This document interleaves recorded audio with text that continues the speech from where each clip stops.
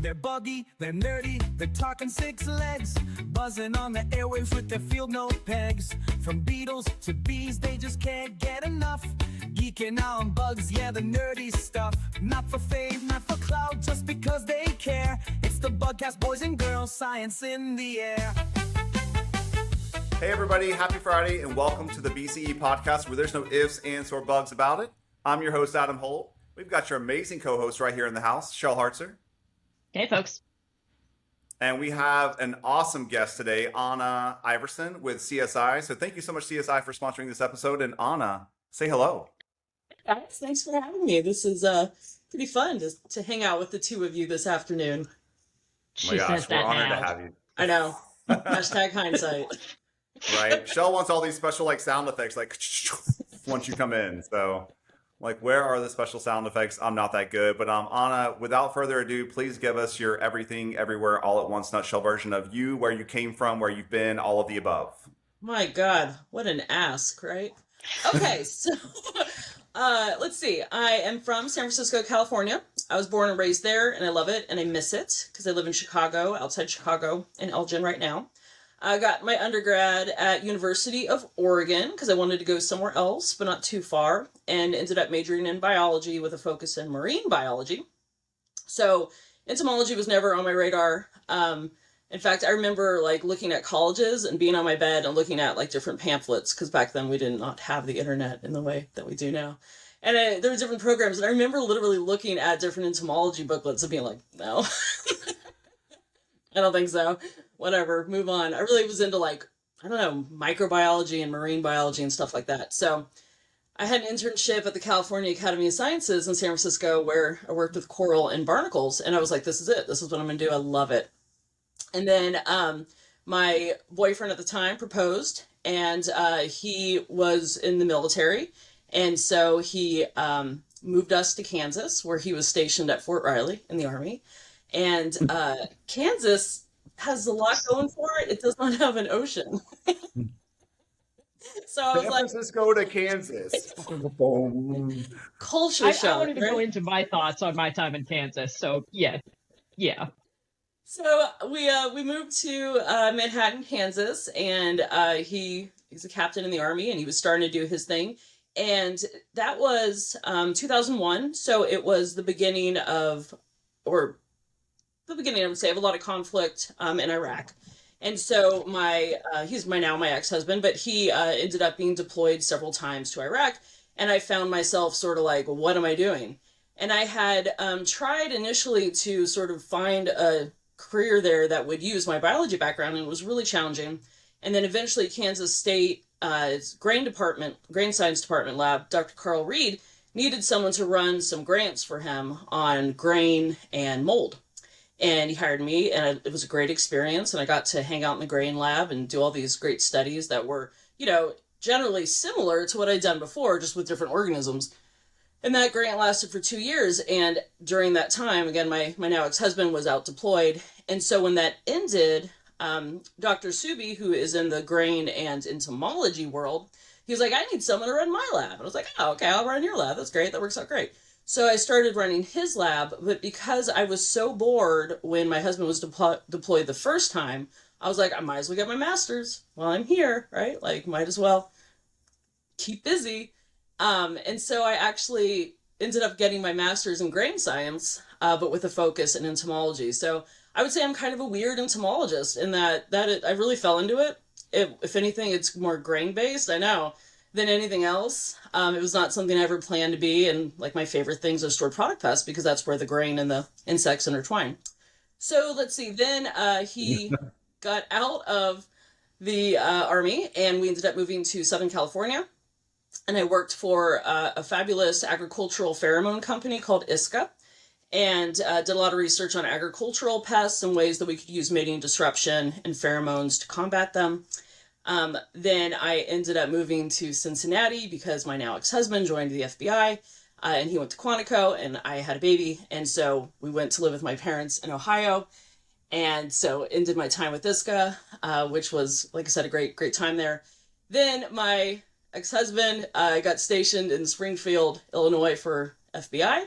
So we moved to Illinois, and from there, I really had a hard time finding something to sort of continue my career with, right? I ended up working for EcoSure for quite a while as a contractor doing food safety at various places, but Springfield was not a great place to be. So I ended up getting divorced, as you do. And, that was horrible, blah, blah, blah. But the good news was that As you sort of, do. as you do, right? I've done it twice. So it's like my thing. I'm really good at getting divorced. Thank you for the clarification. I was going to ask when you said you've done it twice. I was like, is that the second X? Wait a minute, first X, second Yeah, X? this is Which the one? first. Yeah, we're only, Okay. you want the whole story? This is only the beginning, right? So, We might need a All right, flow everybody, chart grab- here. flowcharts would be very handy. All right, everybody, grab your popcorn, grab your soda, and get ready. Oh, it's horrible. So yeah, got divorced. My ex I had been very supportive of his career, obviously. We had moved quite a bit with the military and the FBI. I said, listen, I gotta follow my career now. And he was very supportive of that, to which I give him a lot of credit. So I moved myself and my 3 boys up to Chicagoland, where I was offered a position with McLeod Services as, really it started out as they didn't really know what I would do. They knew that I had the entomology background, I had the food safety background, and we sort of watched it evolve, but spent 10 years about doing technical and training and quality assurance for them, which was just amazing. It And was wait a minute, absolutely... McLeod is Pat stomping ground, right? Yes, absolutely. And of Okay, course, got to okay. work the Wanna make entire sure. time with the amazing Pat Huddle, who was technical director of McLeod. And then, let's see, Terminix bought McLeod. So Mhm. we Yeah.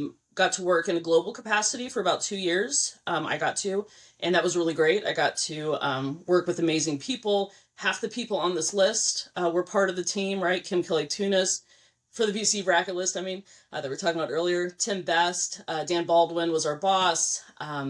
Yeah, amazing people that had been acquired from different companies and then found themselves all trying to sort of work together and move the needle, which was really an amazing experience for me because I got to share all this knowledge and insight that I don't think I would have otherwise gotten to do. Then what happened next? So I decided I needed to change. I decided to look into manufacturing and got brought on as the technical director for B&G Equipment, which of course makes our compressed air sprayers.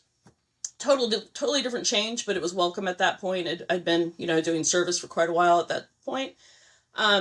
Couple months into B&G, I got promoted to technical director for Pelsis, which means that instead of just overlooking B&G, I was overarching all of the brands, Bird Be Gone and Curtis Dynafog and Synergetic. I'm missing something. Oh my God, what am I missing? Brandenburg, Synergetic, Curtis Dynafog, Bird Be Gone, B&G. Okay, maybe I'm not missing anything. It's okay. It'll so come back to you. It's okay. That brand is like so mad at you, Anna. So I did their technical for 4 years, I would say, and then just recently in December, I decided I wanted to try a different type of manufacturing. Hopped on over to Control Solutions, so now I get to play in the chemical world. So I've been super fortunate to end up in all these different facets of pest management, but it's always been pest management. Once I gave up on marine biology in 2001, it's just been pest ever since. So yeah, it's me in a really big nutshell, like a macadamia. Once you're in and you're married to pest control. That's what Yeah, Shell and I always say. I wouldn't have it any way. No leaving out. I absolutely love it. I love it. I get so excited when, we get to troubleshoot things. And at first it was just stored product pests because that was my jam. But then using the same sort of, technologies and theories and all these things for cockroaches and ants. And I love what we do. I think it's super important. I'm really proud of all the work that all of us do in pest management.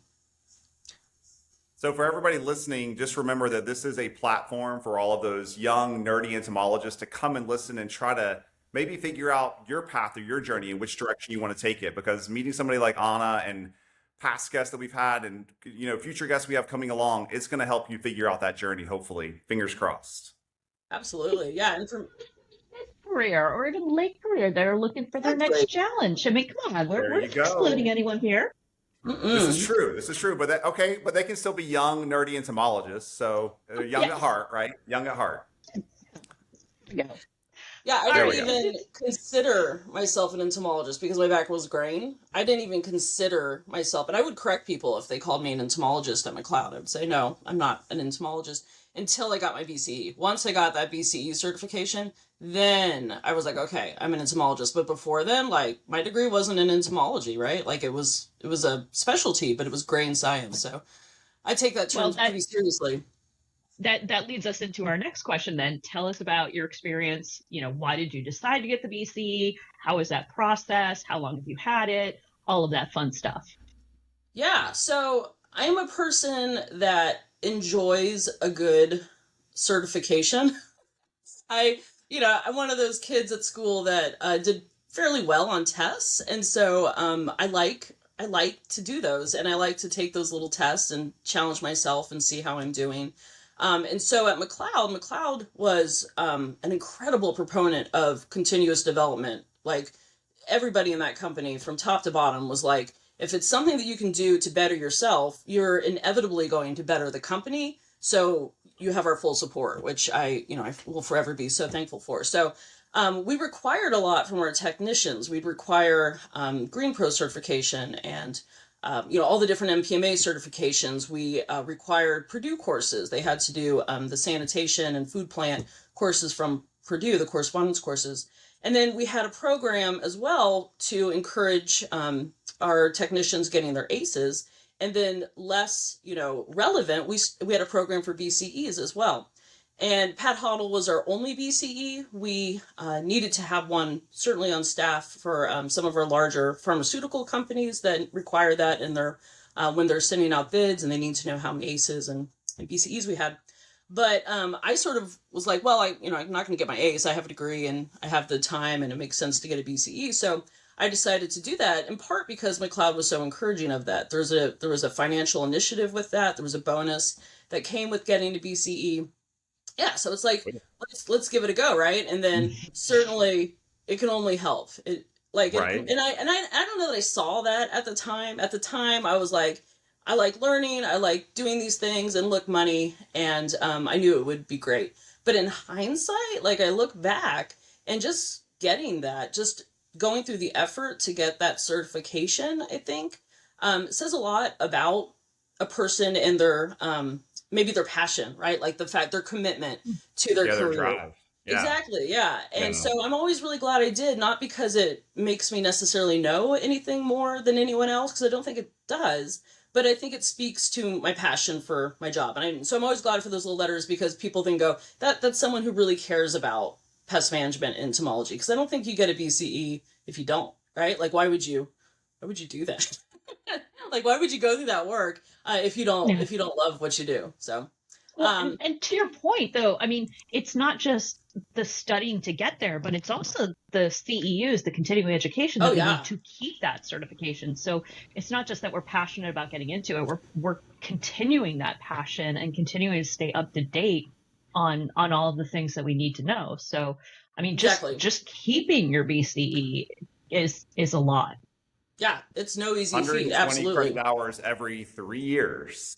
Yeah, Mm-hmm. and people don't realize the diversity of those credit hours. Like, there's all these things you have to sort of check the boxes of and make sure that you're sort of intertwined in the industry and involved in the industry, and not just looking in and being like, okay, I'm a BCE, you're doing a great job. Like, you actually have to take part and participate in the industry, which is something I think is wonderful about the credential system that the BCE does have, is that it's not just taking, it's not just learning, we have to give back too, right? In some capacity, whether that's article writing or giving talks or whatever it is, we have to continue and contribute.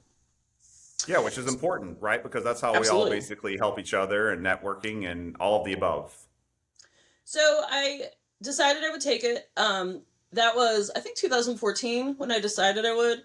And I bombed it horribly, right?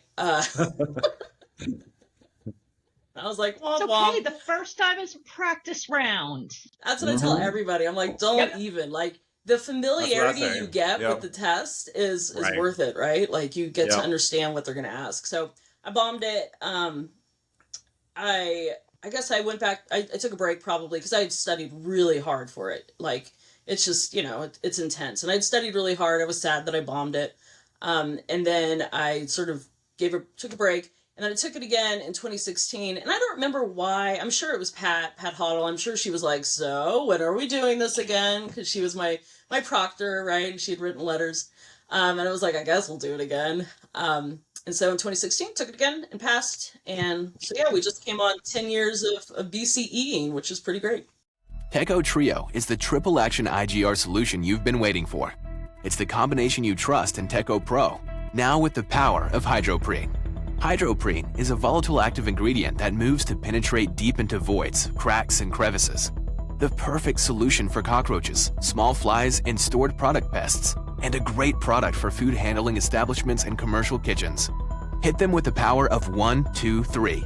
Novaluron, pyriproxyfen, plus Hydroprene stops the next generation of pests for up to 180 days. Oh, I was just going to ask, did you get yours in urban and structural? Is that what it is? Urban and Yep. Okay. Yep. Yeah, I was just going to ask, you mentioned you studied really hard for it and then you bombed it. So how did you study? Any wisdom or feedback on how you studied and how you prepared? Yeah, I actually still have the stuff. So when people ask, I'm like, here's what I did. So the study, Willett's going to be mad at me. He's going to be like, why are you saying this, Anna? I don't feel that the guidance for taking the BCE, like what to study, is very helpful. It's like, oh, it's talking terrible. about you, girl. We're all on the same page. Yeah. I know. Well, I was worried about Willett. Oh no, It's gonna be like, it's fine. It's like, hey, every book on entomology that's ever been written, You're like, thanks, read it. great. Yeah. Yeah, awesome, thanks. Every pest, be familiar with it on every level, from like, Yep. leg segments to, what diseases they might or might not vector in some regions, or it was It's overwhelming. impossible. It's Yeah, impossible. it's impossible. Exactly. Yeah, literally. So my strategy was to focus on stuff I didn't know. And, even though I had a focus on entomology with my grain science degree, I did not get to do all the things that we take for granted, like all the pinning, right, that I understand entomologists normally do. All You the have all these curating and boxes. everything. Yeah. Yeah, and I didn't get to do that outside of stored product pests. So my focus was on the stuff that I really didn't think I knew. I felt really good about pest management questions, right? I'd been doing it for years at that point. I figured my experience was good enough there. But the details, the morphology, the different systems of an insect, that is what I spent my time on. Certainly referred to all my good textbooks, Malice, Truman Guide, all of the go-tos that we all turn to. And then the insects that I don't deal with. So at McLeod, I really didn't deal with termites at all. So spent a lot of time educating myself on termites. And fleas, we were mainly commercial, so we didn't do a ton of residential work. Yeah, who doesn't love fleas, right? They're the best. No, I really like fleas. I'm weird. Yeah. No, I could tell. The excitement was genuine. That was clear. That's me when people talk about weevils. I'm like, oh, I love weevils. I know. So that was my approach, like trying to identify my own gaps. And then, so as I went through this, overwhelming outline of things that could be on it, trying to sort of focus on the things that I didn't feel nearly as confident on, and then just focus on the educating. And I remember I have a girls trip every year with some of my best friends. And the 2014 trip, we went to Vegas. And I remember bringing my books to Vegas. What happens in Vegas stays in Vegas. You can't tell it. Earmuffs. Oh, wait a minute. Hold on. I was sitting there the last day. My friends had already taken off, and I was at Fatburger, right on the strip with my book of entomology, making notes and making my flashcards, and then on the plane ride. Not the weirdest thing that happens on the strip. I know. Yeah, and certainly not a Fatburger. They've seen some things. I'm already an entomologist. I'm envisioning Anna walking down the strip with her book and just going, making my way downtown, walking fast, faces past. That's exactly what was playing. People are handing me cards, with the women of the night on it, and I'm like, yes, but have you seen my flash card? Here's a weevil. Here's a flea. Oh my god, that'd be amazing.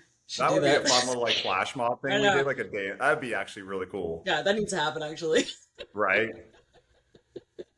So I passed, and that was great. But I to this day, I'm really challenged by the study material. I think we've done such a good job with ACE. There's like the books, there's the quizzes, there's the PowerPoints, and now Willett has, moved everything to the LMS. I think we're in such a great place to educate and help our ACEs learn. But I think for BCEs, it's a lot of good luck to you and just hope for the best, which is tough. So question, Anna, you mentioned you still have your study material. Are you willing to share that? I am. I mean, obviously, but I don't know that it's anything profound. It's a list of stuff that I printed, because it was a long time ago. We didn't always have PDFs for everything then. And then the books, right? The books. So it was just a lot of sitting and highlighting and studying stuff I didn't know. And I do feel like I'm different. I feel like what I don't know isn't necessarily the same as what most people with an entomological background don't know, since mine was grain-based. Yeah, but to your point, though, I think we all specialize in something, right? Like I was medical and veterinary entomology, so I loved all that stuff. And Shell, I think, was a very big store product pest fan as well, And so I think it's all I think it's what your passion comes home about or drives home about. You know what I mean? Yeah. I just think that sometimes you can, the requirement of the BCE is to have a degree. And those of you with entomology degrees, I think you're in a much better place. One step ahead of the game. Obviously, by design, right? Like to pass the BCE than those of us that come in with biology or grain or, whatever it might be that still want to do it. We don't have that foundational knowledge, which is tough. Fair enough. Shell, you got another question? I mean, we can ask the natural next question that is our always question. Do we want to do that? Okay. Sure. So, go for the it. next question is, what's your favorite bug? And of course, for me, this changes every single time. So it doesn't have to be like your all-time, we're putting this down in stone. But currently, put it in stone. What's your favorite bug? No, I don't ever sway on this. I feel really passionately about it being the rice weevil. Always. To the day I die. Okay. Rice weevil why for the life. rice weevil over like the granary or the maize weevil? Like, why is it the rice weevil? They're all fine, right? Maize is great. Granary's great. They're great weevils. I don't mean to put down any weevil in this podcast, okay? I don't need the weevil community coming after me. I mean, like, what is that about, right? I'm just curious because you're very like specific on it, so I want to know why. No, I love weevils in general. So I always say rice weevil just because that was the bulk of my master's research. A lot of maize, a lot of rice, but I love the fact that weevils they do what they do. I think they're this amazing, like, huge pest, right? Like the damage they do, the impact they have on our customers is devastating once they get going, right? Like I've seen literal grown men cry in a warehouse pulling out bags of pasta that had, oh, thank you. Very nice.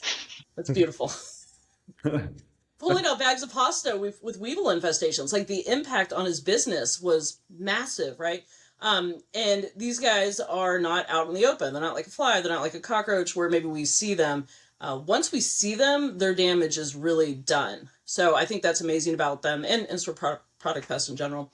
And then I love the fact that they, develop inside a kernel or inside pasta, that mom lays that egg and like your whole juvenile existence is just like living like this and eating what's around you until you emerge as an adult. You're like, what?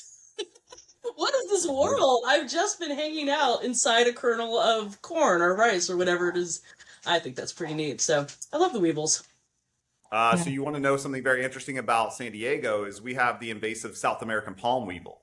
I actually did a really cool TikTok video because I found one in Balboa Park and literally in my hand, she was like this big. Wow. Yeah, she's like massive, like very big. Oh, I bet she was beautiful. She was beautiful, but unfortunately she was inundated with mites, so I don't think she was going to make it very long. Happens to the best of us. Right. You didn't try to rescue her? You tried like little alcohol swabs on a Q-tip to get them off? Right. Could have taken her home and soaked her in some olive oil and then just let her, taken her out. Yeah, you should do a rehab for insects, right? Like there should be a number you call and be like, oh my God, I found this insect. No, how do I take care of it like you do with wildlife, right? Like I found a rabbit baby. It's the same what's funny? thing. I got so much riff for basically not calling. There's a hotline to call because it's an invasive species. Oh, yeah, well that's fair. And I was supposed to call and like basically let people know, but I'm like, whatever, sorry. Oh no, you really should call. It's important. I guess. My bad. Anna's dog was even mad at you. Listen to her barking. No, can you hear that? God. I'm sorry. Sometimes these headphones do not pick up the dogs, and other times it does. No, I love it. We've got 4 dogs here, so someone's always barking. That dog is like not happy, or they're excited. Not happy or excited. Which one is it? He's mad. He's yelling at one of his brothers. There's always drama. Gosh. Always dog drama here. So Anna, I think the other question that we didn't ask you is, how has having your BCE benefited you? Yes or no? And how, if so, how has it? Yeah. Yeah. If anything, it gives you a level of credibility, deserved or not, that I've, I'm serious. Like, there are times when I will hear a technician say, absolutely, the right answer, the perfect answer, the best answer you could possibly give, and they are completely disregarded, and they say, we want to hear it from someone who actually knows, right? So they pull in a BCE, I'll come out, I'll say literally the same thing, and they'll be like, yeah, that makes sense. Yeah. Oh, all right, we'll do that. I feel so guilty when that happens, too. I'm like, this person just told you this like 30 times in a row, but you're going to believe me because I said it once? Yeah. I hate it too. I want to be like, these people were trained by us. Like, they are taking the information that is in our heads, and they are utilizing it. Like, trust them, right? So without a doubt, that is the most immediate benefit of the BCE. People listen to you when you say things, whether it's deserved or not, right? Like, I like to think what I'm saying is usually correct, but I also think what other people are saying is often totally accurate as well. And, it sucks that it gets disregarded because they don't have a bunch of letters behind their name. I don't love that. And then certainly, as I've moved forward in my career, I made an active decision not to become a PhD, right? When I was getting my master's, I did not want to get a PhD. Yeah, it wasn't like, I said, no, thank you. This is not what I want to do with my life. It's not sort of the path I want. I wanted to stay in pest control. I wanted to work in that. And as I saw it, a PhD wasn't necessary for that. So I made the decision not to get those letters. And so for me, the BCE really helps in that. I feel like I can sort of talk or be looked at or respected at the same level as a PhD when I might otherwise not have been because of those letters. And then certainly throughout my career, as I've moved from position to position, every position I've gone in since McLeod, they're looking specifically for a BCE. So I would imagine I wouldn't even be able to apply, without having those letters. So like for that's actually part of the qualifications you mean when you apply. Gotcha. Exactly. Yeah. See everybody listening? Yeah. Especially if you don't have a PhD, because sometimes it'll say PhD or BCE. Like in our world, in the industry world, it seems like sometimes by some people they're looked at almost as equal. And of course they're not. They're very different practical things that come with each of those letters. But it's nice to sort of be held in the same or close regard as a PhD. Now those PhDs with BCEs, not worthy, right? Like they're as good as it gets. I never finished mine, but I was 17 credit hours away, right? And that's what I feel. I'm ABDs. I'm like all but dissertation. And I'm just like, no interest in going back and finishing. Yeah, no, me neither. For the no. Hell's no. No. Here's a question for everybody. What are your thoughts on when I see people on LinkedIn with all these letters behind their name? Like, is it necessary to have like all these letters, or can we just choose which one we want to use for the day? Yeah. For me, it's just I have 2 of them that are probably the most important for our industry. I have a whole lot more I could put in there, but no, I do not need a whole string of letters that people are going to ignore anyways. I think that you hit the nail on the head when you said in our industry. I think a lot of the people that have all those sets of letters are those that are playing in multiple industries. And so those letters mean a lot in one and not in another, but then that next set of letters might mean more in the other one, right? So I think it makes sense if you've got them, certainly you've earned them, and that's amazing. All this hard work goes into it. If you're trying to reach people in different groups, I think it makes a lot of sense to put them all out there. Now, if you're just hanging out in one industry and that industry only cares about one set of letters, then I think it's maybe unnecessary. Though, again, certainly you did the work, so you might as well let people know. But I think the main reason is because they want to be accessible to those other industries that see value in those letters. Well, so it's like, what is it? PHE, is it the Public Health Entomology certification? That's just an actual certificate, right? It's not an ongoing certification. It's like correct? The ACE, right? It's like a version of the ACE. Well, no, the ACE is something you have to CEUs? Yeah, you need CEUs for the ACE. I don't think you need CEUs for the PHE, if I'm not mistaken. We'll have to check into that. We'll have to check. I don't know offhand. Because I know people that have sat for it and they're like, oh, it's just a certificate, and they're like, I don't have to get any CEUs, and I'm like, that's great. It still holds its value, right? It's still good. I'm just more like, does that need to be next to somebody's name where one holds the whole, CEU requirement, and the other one's just a certificate? I see what you're saying. Yeah. Yeah. It's also super hard, man. People are not passing that PhD at a great rate. It's such a hard certificate. So, right. I mean, right then, maybe that's a reason to add it and that's brag about it. It's tough. Yeah. I guess I need to go take it and see what it's like, and then I'll report back. I know I've proctored it several times without success, by the way. So sorry to my people that were taking it. Sorry. Maybe it's me. Your fault? It might be my fault. I might have cursed them. It's unfortunate. But yeah, I see these questions. I'm like, ooh, that's a tough one. These are pests I have to Google. I don't even know them. So.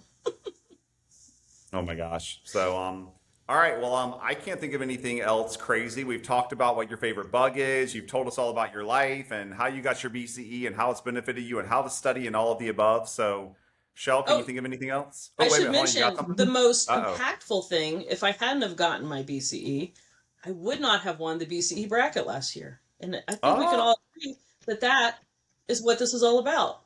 And also, if you hadn't got your BCE, you wouldn't be sitting here with us right now. Oh, fair point. Fair point. That's my motivation. 10 years ago, I was like, God, I hope I can land on a podcast where we just talk about nonsense. How can I do this? I'll get my BCE. I came in second to Anna. Very well deserved. Very well deserved that she got it and I came in second, but I'm happy with the silver medal. I'm okay with that. Yeah, we'll see how we all do this year. It'll be exciting to see how it comes. As long as I make it past the first bracket, I'll be happy, because I think I got knocked out first bracket first year. I think I'll be out first this year. I'm up against Jamel, and I've been up against him every year, and I think it's about time he gets the recognition he deserves. So I think I'm going to be out pretty quick. Right. I feel like there's a lot of nicest people on this bracket. Yeah, they rule, apparently. They have too many BCEs. Why do they have so many BCEs? Right. There are a lot of nicest people. All right, cool beans. Any other questions? Shell?